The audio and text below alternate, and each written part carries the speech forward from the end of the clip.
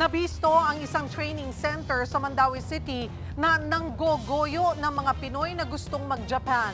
Ang isang opisina naman sa Cebu City, illegal na nagre-recruit ng mga Pinoy sa Middle East. Nasa frontlining balita si John Naroa ng News 5 Visayas. Sumugod ang mga opisyal ng Department of Migrant Workers o DMW sa isang visa consultancy firm sa Barangay Kasambagan, Cebu City kaninang umaga. Sangkot umano sa illegal recruitment ng kumpanya dahil ang ilan sa kanilang mga papeles ay para sa visa consultancy lamang at hindi recruitment agency. Nag-ugat ang operasyon matapos ireklamo ng mga nabiktima nito. Nag-alok umano ito ng trabaho sa ibang bansa at nangako ng mataas na sahod.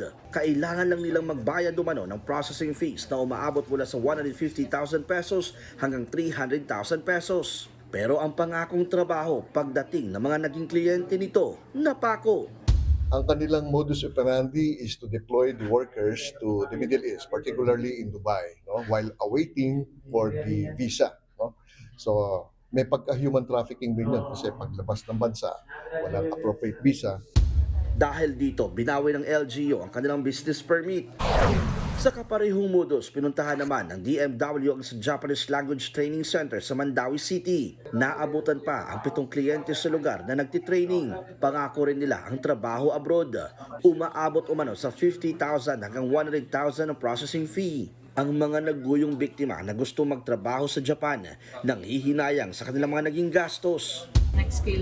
Nag-aaral lang kami ng wikang Hapon bago kami mag-apply sa mga ahensya. Sa Facebook lang namin ito nalaman. Sayang lang talaga dahil mahigit 10,000 na ang nagastos namin at nasa humigit kumulang 20,000 yung training fee.